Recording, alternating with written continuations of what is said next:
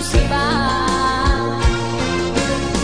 היא עושה הרבה צרות, היא גורמת רק לבכות, אז אולי תתחשבי גם ברגשות.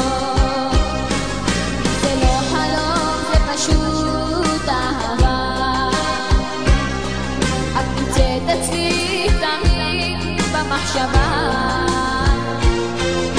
הנה אני כותב לך שירים שמחים עצובים לזוג אוהבים, ורוצה